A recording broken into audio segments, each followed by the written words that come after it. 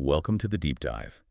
Today, we are taking a stack of source material that, well, it spans 2 millennia of conflict, cultural evolution, and just astonishing resilience. Yeah, huge timeline. It is. And to truly grasp the gravity of the current war, we have to abandon the modern headlines for a moment and journey back, way back to the very roots of this identity. That's absolutely right. I mean, if you just look at the headlines today, at the massive military aid flowing in from partners like Canada and Lithuania, or the very real structural vulnerabilities faced by Russia years into this thing, Right. it's so easy to focus only on the immediate crisis, on the tactical or the strategic. But our sources today make it just crystal clear that the current conflict is not some kind of anomaly. To really understand today's reality, the ferocity of the defense, the tenacity of that identity, we can't just look back to 2014 or 1991. No way. We have to unpack a millennium of history to see that this struggle for sovereignty has been a constant, a defining feature of this land. And the documents we've compiled, they span an incredible range. I mean, from ancient archaeological texts and Greek colonial histories that talk about early civilization on the steppe, all the way through post-Soviet political analyses and, detailed reports on the modern conflict's economic and military side. So our deep dive mission is precisely this: to trace the complete, detailed chronological history of the lands we now call Ukraine. We're going to focus specifically on the continuous threads of identity formation, the persistent external imperial pressures, and I think most importantly, the persistent spirit of resistance that has defined this region since antiquity. That's a huge story. Okay, let's unpack this, because what emerges is not a singular narrative of a nation born recently, but this profound pattern of a continuous struggle for autonomy against, well, overwhelming imperial forces. And if you connect that to the bigger picture, the entire timeline illustrates a constant, powerful oscillation. It's a series of shifts between periods of strong indigenous regional consolidation. Like Kievan Rus or the Cossack Hetmanate. Exactly. And then periods of intense fragmentation and foreign control by external powers, whether they're Mongol, Polish, Lithuanian, or Russian empires. Understanding this deep historical rhythm is, I think, essential to making sense of the modern concept of nationhood and why the defense is so fierce today. So let's start at the absolute Genesis deep prehistory. This region, defined by the Pontic steppe and the fertile Black Sea coast, it's always been this continental crossroads. It's seen some of the earliest human activity in Europe. Indeed. Our sources really confirm the significance of the geography. We find evidence of the earliest human dispersal into Europe right here, dating back 1.4 million years. 1.5 years almost. It's incredible. And what's more, the land sustained the immediate ancestors of modern humans. I mean, we have this fascinating evidence of Neanderthals building actual structured homes using massive mammoth bones. Wow. This land, this ultimate frontier, has literally sustained human civilization since the dawn of time. And crucially, this is where some of the most foundational agricultural and cultural shifts happened that underpin global civilization. We have to look closely at the Trypillian civilization. Right. It runs from approximately 5508 to 2750 BC. They are so important. They're crucial because they demonstrate the incredible agricultural potential of that black earth, the Chernozem. The Trypillians were perhaps the most significant early agriculturalists in Europe. What's really remarkable about them is their unique pattern of settlement. They developed what are called megasites, some of the largest settlements in the entire world at that time, containing thousands of inhabitants. But there's a mystery there, right? A huge mystery. They would periodically burn these massive villages to the ground and just move on. It suggests a very sophisticated, if still debated, system of resource management linked to the exceptional fertility of the steppe. So following them, around 3300 to 2600 BC, we see the emergence of the Yamna culture. And this is hugely important for understanding broader Eurasian history. Oh, absolutely. They were the dominant force in the early Bronze Age across the Pontic-Caspian steppe, and they're characterized by a pastoralist, semi-nomadic lifestyle. And their legacy is monumental, literally, with these burial mounds, the kurgans. Yes, the kurgans, they're these distinctive mounds, often containing specific grave goods and evidence of animal sacrifices. They establish these strong territorial markers and claims over the land. And the reach of this culture is just fascinating. It is because scholars widely associate this pastoral expansion with the widespread dispersal of Proto-Indo-European languages across vast areas of Europe and Asia. In other words, this land was the engine of massive cultural and linguistic transmission. So as the Bronze Age ends and the Iron Age begins, this area, the Pontic Steppe, it becomes defined by these successive waves of powerful, mobile Iranian-speaking groups. Right. And the first group to achieve true dominance were the Scythians, starting around the 6th century BC and lasting until about the 3rd century BC. The Scythians controlled a huge span of territory, and they were far from isolated. They established an extensive network across the steppe, connecting the north with the Black Sea coast. They're traders. Heavily involved in trade and cultural exchange, especially with the Greek colonies that were being established along the Black Sea's north coast. Right. Cities like Miletus and Corinth, they sent colonists to set up settlements like Olbia and Chersonesus, specifically to get access to the trade routes and farm that incredibly fertile land. And that interaction created this dynamic, mixed entity, what historians call the Greco-Scythian culture. You can see it in the stunning gold artifacts found in the Scythian royal tombs. Just incredible craftsmanship. But even with all their power, they faced massive external geopolitical pressure, and this sets a pattern that just persists for centuries. Yeah. Notably, the powerful Achaemenid Empire, or Persia, launched military campaigns into the region and effectively forced the Scythians to stay north of the Caucasus Mountains. So even in the 6th century BC, you have these imperial boundaries being actively defined and enforced right along this fault line. Exactly. And after the Scythians, you get the Sarmatians and the Alans, who continue this Iranian-speaking mobile dominance. And this is the background against which the ancestors of the majority population today, the Slavs, start to emerge. Right. Roman writers knew their ancestors as the Veneti, but the name Slavs first appears in writing in the 6th century AD. What's fascinating here is how geography really dictates early identity formation. It really does. The Slavic expansion wasn't some military conquest that replaced everyone. It involved the absorption and the cultural blending of those earlier Iranian-speaking peoples. The Scythians, Sarmatians, Alans. All of them, who were already living on the European Pontic steppe. And this cultural fusion is what gives the East Slavs their distinct qualities. And a key entity that kind of coalesced during this period is the Antes Union, a major tribal confederation based primarily in present-day Ukraine during the 5th and 6th centuries. This is the immediate precursor to the historic state. They are considered the direct ancestors of several crucial East Slavic tribes, the Polans, the Drevlians, and the Ulichs. So these are the groups that would form the political and demographic basis of the future state of Rus. Exactly, and their influence was immense. We see their massive migrations contributing not only to the consolidation of East Slavic groups in the Dnieper region, but also to the founding of South Slavic nations down in the Balkans and the rise of the Ilmen Slavs way up to the north. It really demonstrates Ukraine's central role as a true continental source of population and cultural movement. Crossroads. That great wave of migration and tribal consolidation, it just sets the stage perfectly for the crucial era of Kievan Rus, the medieval East Slavic state that forms the foundational identity for 3 different nations today. And the origins of the state and even the name Roses remain, highly contentious. Right, you have the Norman theory. The Norman theory, which posits that Scandinavian Varangians, these elite Norse traders and warriors, came south via the river systems, bringing the necessary military and political structure to organize the disparate Slavic tribes. And the theory suggests the term Russes may have come from these Norse groups before the Slavs themselves adopted it. That's the idea, but to maintain intellectual balance, we have to note the opposing view. Which is that the state was an indigenous development. Right. Arising from internal needs, primarily the need for defense and stable trade regulation, and that the Varangians were merely elite mercenaries or merchants integrated into an already developing local hierarchy. But regardless of the etymology, the mechanism of state formation was, without a doubt, geography and trade. Precisely. The Middle Dnieper region became the undisputed political, cultural, and economic center. And that centrality was entirely due to the route from the Varangians to the Greeks.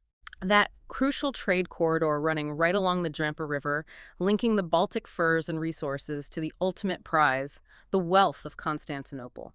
And Kyiv, situated perfectly on the Dnieper, was a critical transshipment point, controlling the flow of that lucrative international trade. And that control led the local East Slavic tribe, the Polans, to consolidate power and adopt the name Ruses for their territory. placing them at the center of this new tribal union. A pivotal moment for military and political consolidation was the reign of Vladimir I. He dramatically solidified the state, though not without, significant internal struggle. His rise really highlights the violent nature of state formation at the time.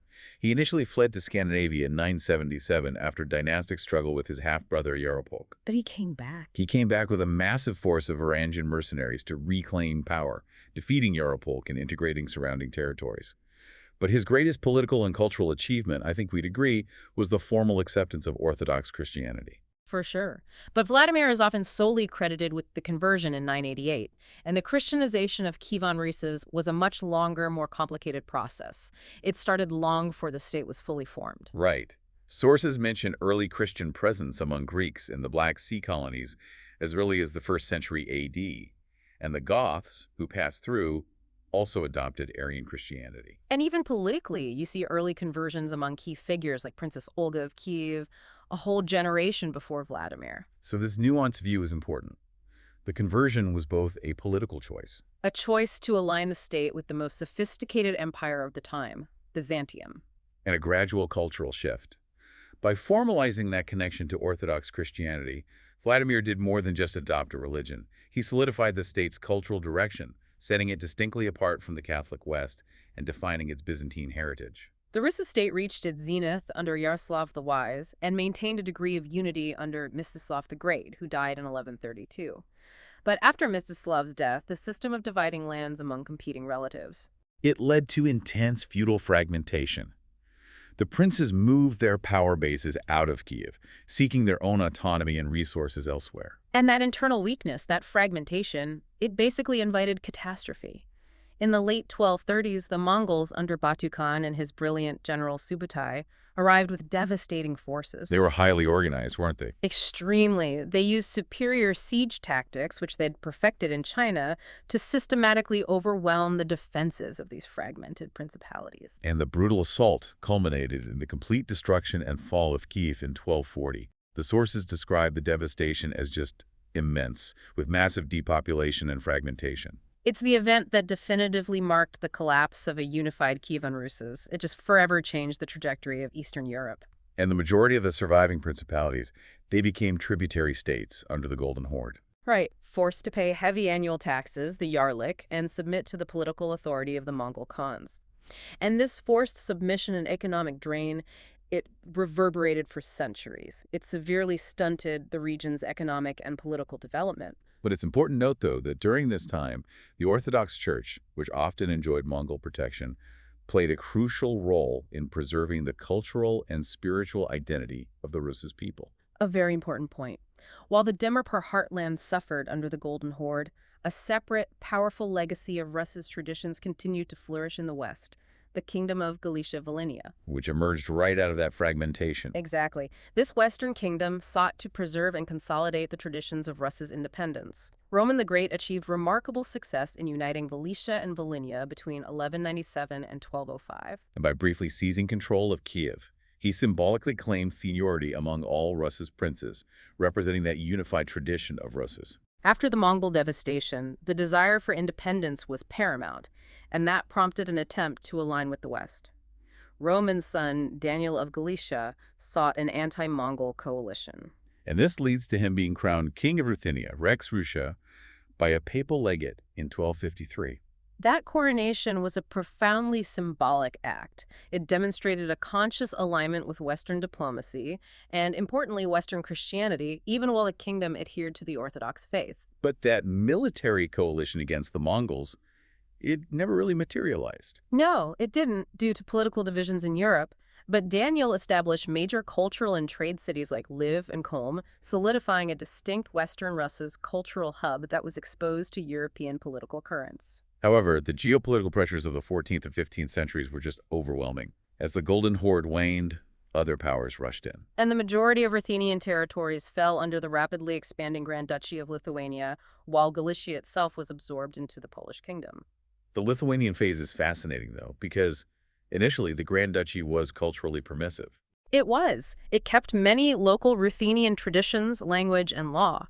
The Ruthenian language was even used in official state documents, and the old Rus' aristocracy maintained its status. But this preservation was fundamentally challenged by Polish power. Massively. Polish influence grew rapidly after the unions of Kryło and especially the Union of Lublin in the 16th century, which formally merged the two countries into the Polish-Lithuanian Commonwealth. And this placed Ukrainian lands, now known as the Ruthenian voivodeships, firmly under the Polish crown. And the consequence was, well, catastrophic for the existing social structure. The Polish system led to the widespread Polonization of the local Rus' nobility. They adopted Polish customs, language, and, critically, Catholicism.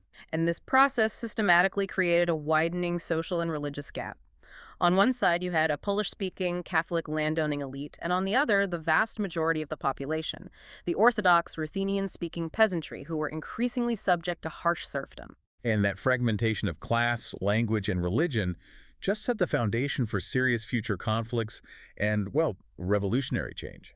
Which leads us directly into the defining revolutionary era of the 17th century, the rise of the Cossacks. Their emergence was a direct consequence of those harsh social conditions and the refusal of the Polish nobility to recognize the rights of the Orthodox population. Absolutely. Peasants, serfs, even lower nobility fleeing these harsh conditions moved into the semi-autonomous Dnipro borderlands, the wild fields. And these frontier settlers became the Cossacks. A distinct, highly organized, deeply orthodox military group renowned for their prowess in defending the borders from Tatar raids coming up from the south. And their military identity quickly solidified into a political one. The emblem of the Zaporizhian host, the organizational center of the Cossacks, was this powerful image. A Cossack with a musket, first recorded in 1592. That image later became the state emblem of the Hetmanate. But despite their military value, and our sources highlight their critical role in repelling a massive Ottoman army at the Battle of Kutyn in 1621, the Polish nobility refused to grant them recognized noble or social status. Constantly. They were always attempting to reduce them to serf status or limit their number through registries. This institutional denial fueled decades of increasing unrest. And this denial just culminates in the massive explosion of the Bohdan-Khmelnytsky Rebellion, starting in 1648. This was a socio-religious war against the Polish-Lithuanian Commonwealth that successfully drove out the Polish administration and led directly to the creation of the semi-autonomous Cossack Hetmanate, an indigenous, self-governing entity. The Hetmanate was born, but it was immediately besieged by enemies. You have Poland to the west, the Crimean Khanate to the south, And the expansionist Tsardom of Russia to the north. This geopolitical vice forced Khmelnytsky to seek external support, leading to the pivotal and highly ambiguous Pereyaslav Agreement in 1654. an alliance with the Tsardom of Russia. And this is where the history becomes so intensely debated, isn't it? Absolutely. Was the Pereyaslav Agreement intended by the Cossacks to be a full union? Or was it viewed merely as a temporary military protectorate relationship, offering strategic support against Poland while preserving sovereign internal autonomy? The sources show the ambiguity of that single treaty perfectly codified the inherent, irreconcilable tension that would define the next 300 years. The Russian side immediately interpreted it as an act of subordination, viewing the Cossack state as fundamentally integrated into the Tsar's domain. While the Cossacks, conversely, saw it as a temporary sovereign military alliance between equals. And the Tsardom inevitably began asserting dominance almost immediately after the agreement was signed. That process of Russian encroachment and the resulting Cossack internal conflict, often called the Ruin, culminated in the devastating Truce of Andrusovo in 1667. Which was a deal struck between Russia and Poland that completely ignored Cossack interests. It formally partitioned the Hetmanate along the Jumia River. Left bank Ukraine, which included the capital, Kyiv, was ceded to Russia. And the right bank was returned to Poland. This external act of foreign domination violated the unity of the nascent Ukrainian state, leaving the fragmented regions increasingly vulnerable and confirming the subordination of the Cossack political entity to imperial power. Moving into the 18th century, Russia systematically worked to eliminate what remained of Cossack autonomy. Under Hetman Ivan Skoropadsky, who led the left bank after 1708, his authority was continuously undermined. Especially after the appointment of the governor of Kyiv. Right, and the decisive move toward full imperial control came under Peter the Great. In 1722, Peter Erveg established the Little Russian Collegium. This wasn't just another administrative body, it was a deliberate insertion of a foreign bureaucracy, staffed entirely by Imperial Russian officials, designed to supervise, curtail, and ultimately replace the traditional elected Cossack governance structures. And any overt resistance against this centralizing impulse was just swiftly crushed. We have Pavlo Polubatok, the acting hetman after Skoropadsky's death. He formally appealed to Peter I to honor the earlier agreements guaranteeing autonomy. And for this courageous defense of a hetmanate's rights, he was arrested and died imprisoned in the Peter and Paul Fortress in St. Petersburg in 1724. His tragic fate symbolized the end of any effective, recognized Cossack autonomy. Meanwhile, Russia continued to gain massive territory through military success. The Russo-Turkish War of 1768-1774 secured major land acquisitions along the Black Sea coast. Land known as Novorossiya, and crucially gave Russia the right, formalized in the Treaty of Cusik-Kainarka, to claim protection over Orthodox Christians in the Ottoman Empire. An excuse they used for subsequent interventions all across Eastern Europe. Fast forward to the 19th century, Ukrainian lands are now fully under imperial rule, predominantly under the Russian Empire. This century is defined by the intensifying policy of Russification. Particularly under Nicholas I, who reigned from 1825 to 1855 and sought cultural conformity across his vast empire. These weren't just political controls, they were cultural mechanisms designed to suppress identity. Russian policies systematically suppressed the Ukrainian language, often equating its use with, peasant backwardness, and emphasized strict loyalty to the Russian Orthodox Church and the Tsar. The official doctrine was orthodoxy, autocracy, nationality. And the cultural assault peaked in 1863 with the notorious value of circular, which effectively prohibited the use of the Ukrainian language in religious and primary educational texts. That was followed by the more comprehensive Amzukaz in 1876, which banned Ukrainian books, stage performances, and song lyrics throughout the entire Russian Empire. And this is where the geographically divided nature of the Ukrainian lands becomes essential to the survival of the identity. Austrian-ruled Galicia in the west. It provided a vital sanctuary. Although the local intelligentsia initially leaned toward Russophilia, the systematic influx of Ukrainian intellectuals fleeing the severe Russian repression, combined with Austrian willingness to allow limited cultural expression, shifted sentiment toward a distinct Ukrainophilia. And that national sentiment, forged in the West, flowed back across the border into Russian-ruled Ukraine, sparking the true national revival. The literary foundations had already been laid by Ivan Kotlyarevsky. He's considered the father of literature in the Ukrainian vernacular, transitioning the language from official Ruthenian to the modern spoken tongue. But the national awakening was truly defined by Taras Shevchenko, the Romanticist poet-painter. His powerful poetry, often written in exile and focused on themes of national oppression and peasant suffering, transcended social classes. He emerged as the nation's most renowned cultural figure and the undisputed father of the national revival, providing the spiritual and linguistic backbone for the future independent nation. The 20th century begins with the colossal upheaval of World War I and the collapse of the Russian Empire. This immediately unleashed a ferocious, multi-sided struggle for Ukrainian statehood, lasting from 1917 to 1921. This period was pure chaos. You see the rapid emergence of two key indigenous entities. The Ukrainian People's Republic, or UPR, proclaimed in 1917, centered in Kyiv. And the West Ukrainian People's Republic, WPR, formed in Lviv in 1918, right after the collapse of the Austro-Hungarian Empire. These two states symbolically achieved unification with the Unification Act, the Act Zuki, on January 22, 1919. The blue-yellow flag of the UPR became the recognizable symbol of the nascent state. But this independence was incredibly short-lived.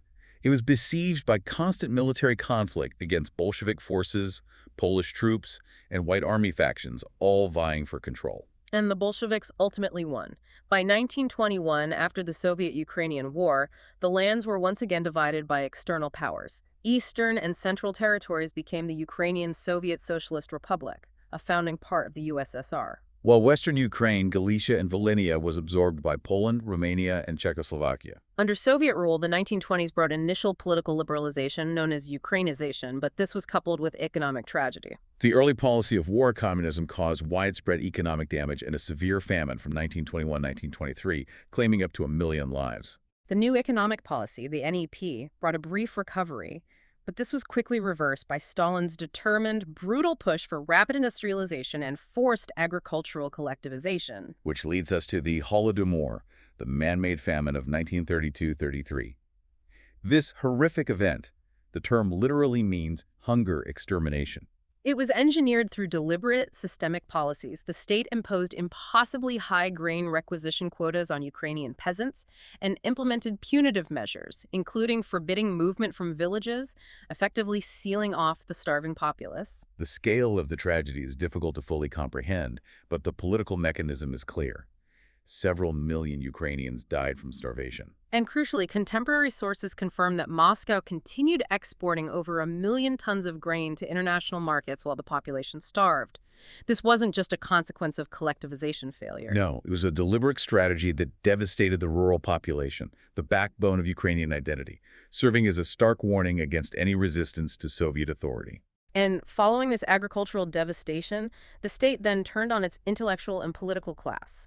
The policies of Ukrainization, which had fostered a brief flowering of culture, were abruptly reversed. The Great Purge, peaking between 1936 and 1938, devastated the Ukrainian intelligentsia, who were now viewed by Stalin as a political threat, and nationalist deviationists. The NKVD, Stalin's secret police, engaged in a calculated, systematic crackdown. Tens of thousands of writers, artists, scientists, and officials were arrested, tortured, and executed or sent to the Gulag. We have to remember specific sites of this systematic terror, like the Slovo building in Kharkiv. This apartment block was built specifically by the state to house Ukraine's most prominent intellectual figures. Only to become a systematic staging ground for their arrest and elimination, it was a calculated architectural trap. Then came World War II. Ukraine, because of its strategic location and immense agricultural resources, became a major, ferocious battleground on the Eastern Front. Constant movement between Nazi German and Soviet forces, and the Nazi occupation was marked by extreme, unparalleled brutality. We have to highlight the specific horror of the Holocaust in Ukraine, where approximately 1.5 million Jews were murdered, famously exemplified by the Babi Yar massacre near Kyiv. Where tens of thousands were systematically executed over just 2 days in September 1941?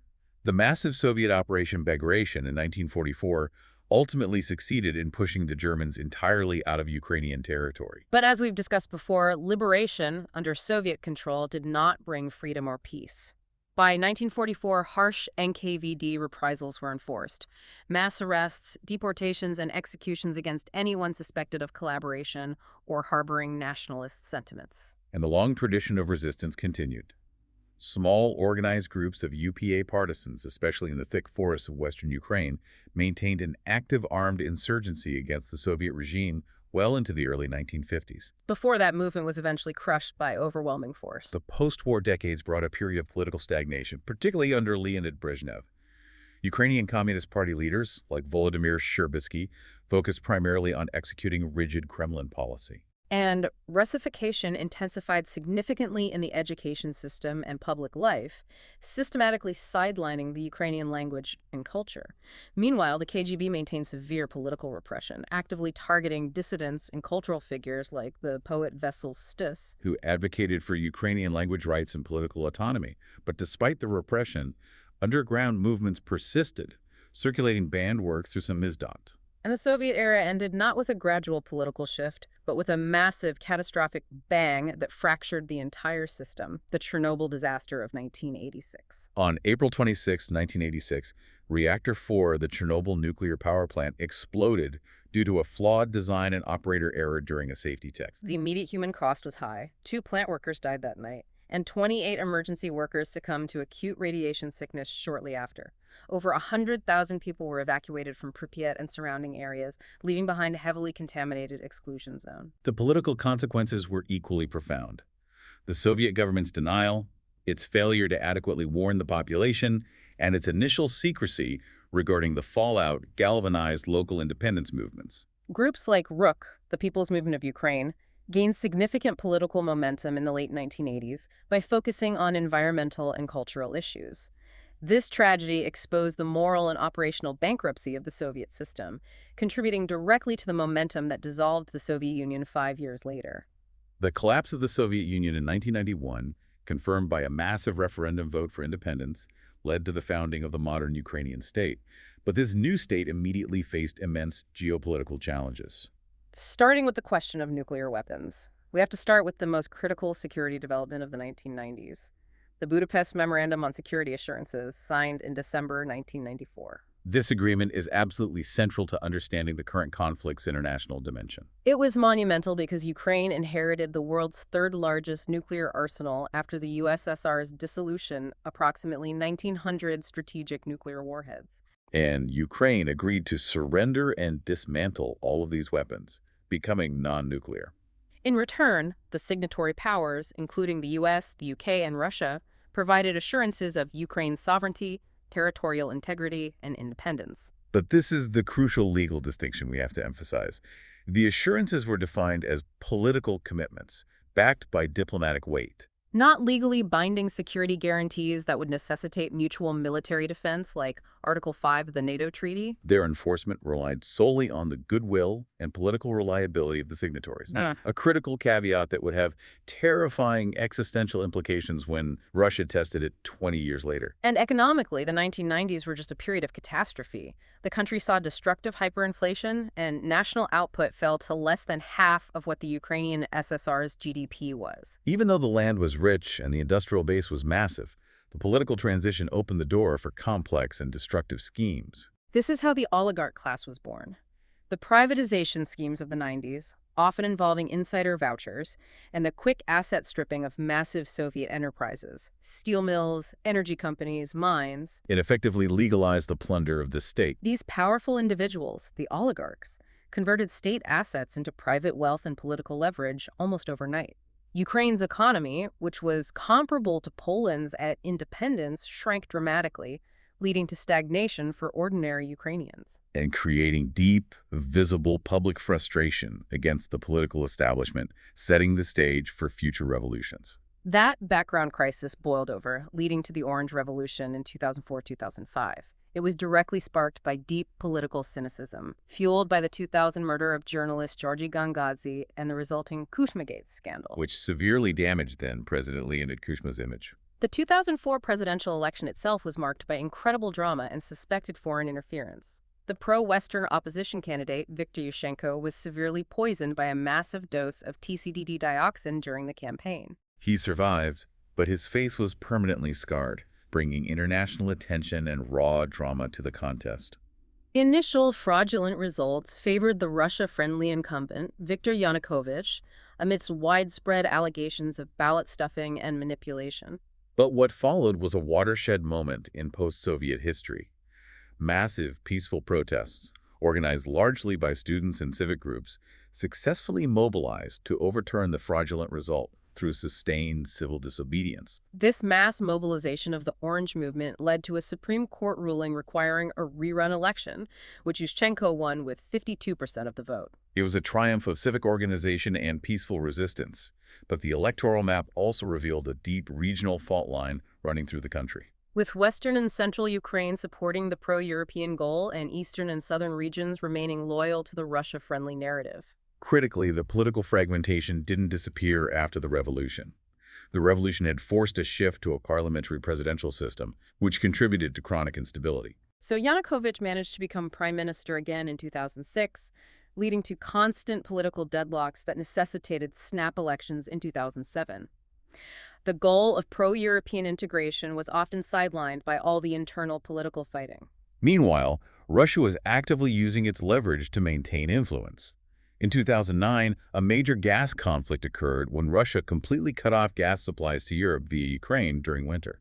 This damaged Ukraine's reputation as a reliable transit country and underscored its profound energy dependence on Moscow. The geopolitical fault lines deepened further until the breaking point in November 2013.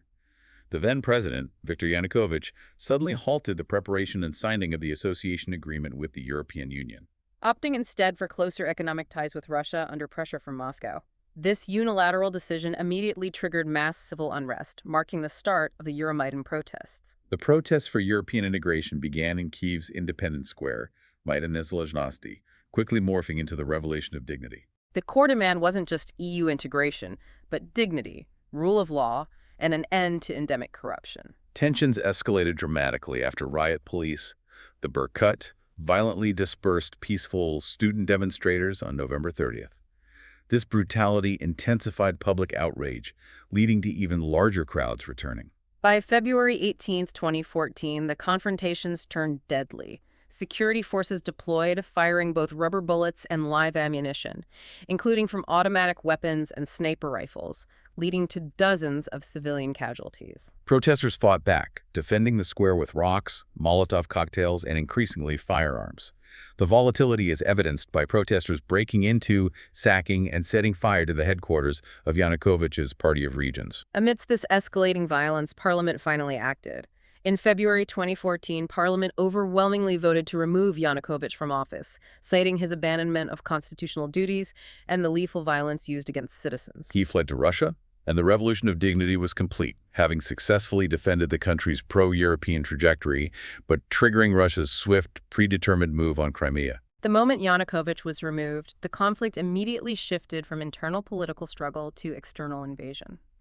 Our sources confirm that President Putin ordered the operation to return Crimea to Russia during an all-night emergency meeting on February 22nd, 23rd, 2014. Right after Yanukovych fled. Immediately following his flight. Just days later, on February 27th, unmarked Russian special forces, the infamous Little Green Men, lacking any identifying insignia, seized strategic sites across Crimea. The parliament, airfields, everything, effectively controlling the peninsula without firing a major shot. Russia initially denied involvement, claiming they were local self-defense groups, but Putin later admitted they were Russian troops. It's important to know the timeline as perceived by both sides, too. Ukraine officially designated the start of the temporary occupation much earlier, on February 20, 2014. Which is, strikingly, the date inscribed on Russia's own medal for the return of Crimea, demonstrating Moscow's clear prior planning. So under occupation, the Crimean parliament, effectively controlled by Russian forces, dismissed the local government,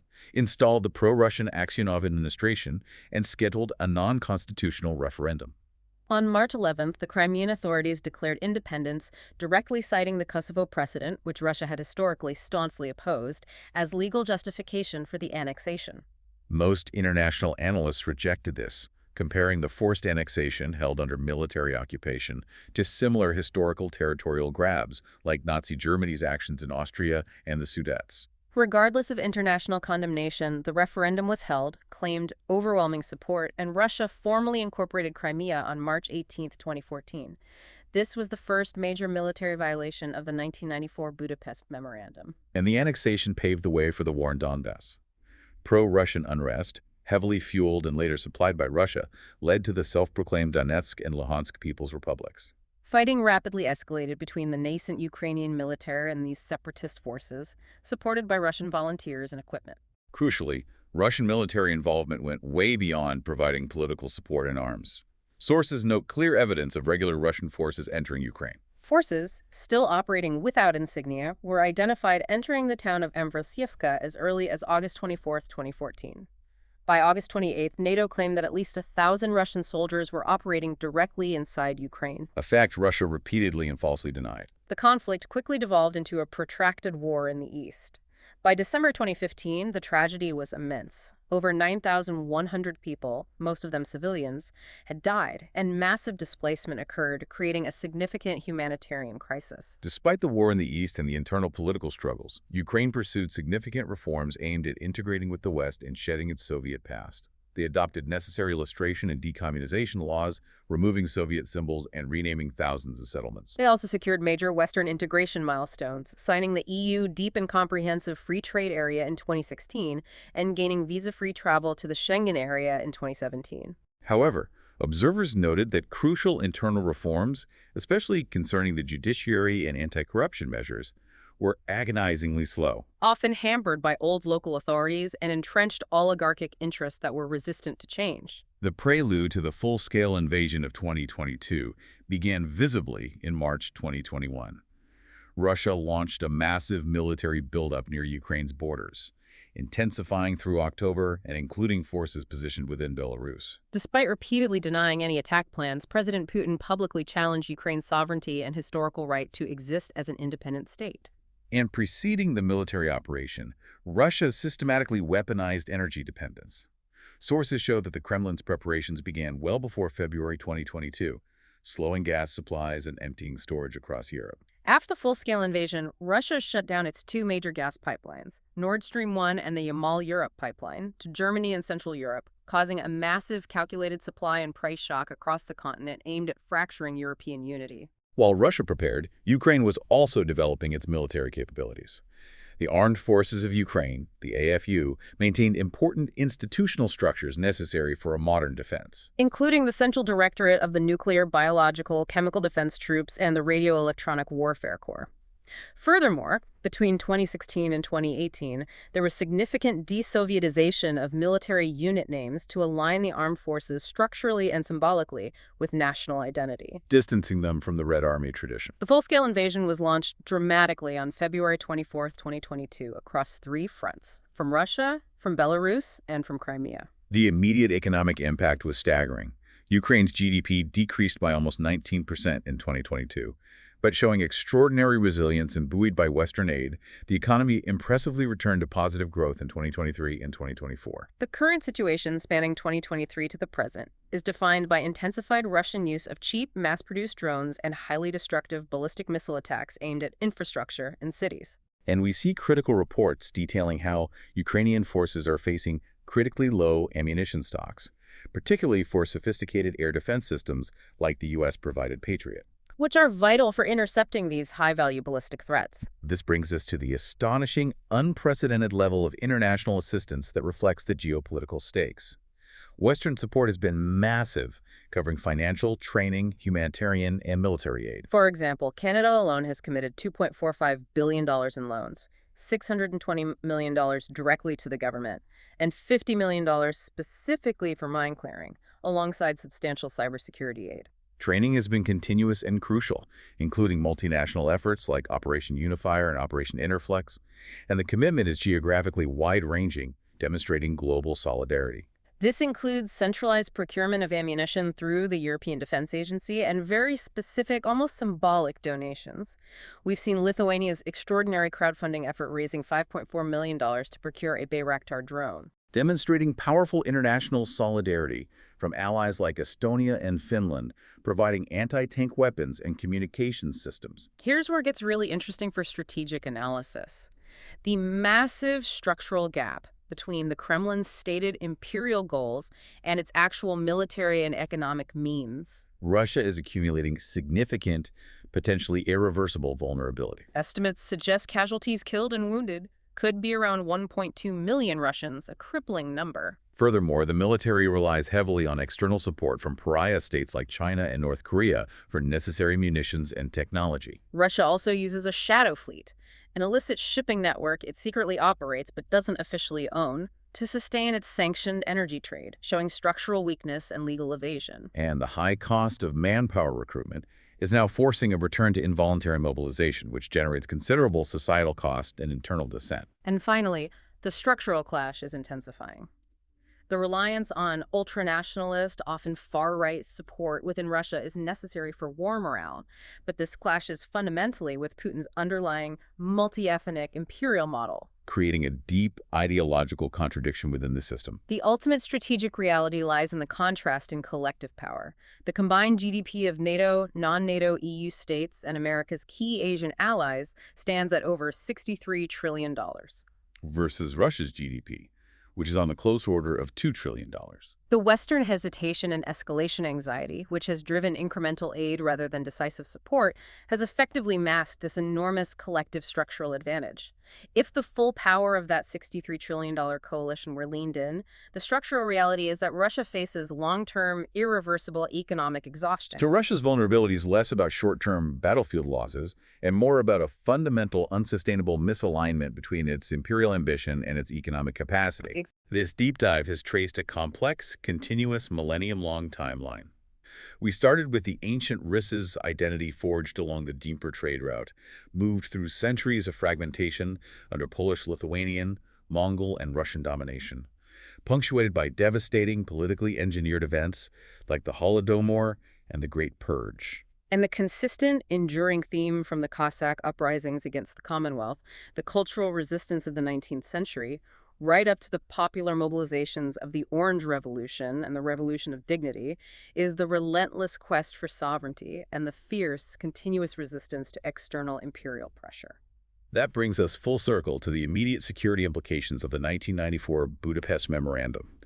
Ukraine made the massive choice to surrender the world's third-largest nuclear arsenal in exchange for mere political assurances of its territorial integrity. Assurances that tragically failed when tested by Russia in 2014. This raises an important question, one that every policymaker worldwide must now consider. Given that the security assurances in the Budapest Memorandum were political and not legally binding guarantees backed by a mutual defense treaty, how does this devastating precedent affect the future decision-making of other nations with potential nuclear ambitions or those situated near larger revisionist powers? What are the true costs of relying solely on assurances in an age of realpolitik? The lesson of Ukrainian history is clear. Paper guarantees are meaningless without the collective political will and military capability to enforce them. It forces us to reconsider the value, the structure, and the enforcement mechanisms of non-proliferation and territorial integrity agreements in the 21st century. This lesson of broken promises is one that aspiring states facing imperial neighbors will undoubtedly study closely when calculating the cost of their own security and the path to sovereignty. A deeply complex and continuous story, demanding ongoing attention and analysis. Thanks for joining us for the deep dive.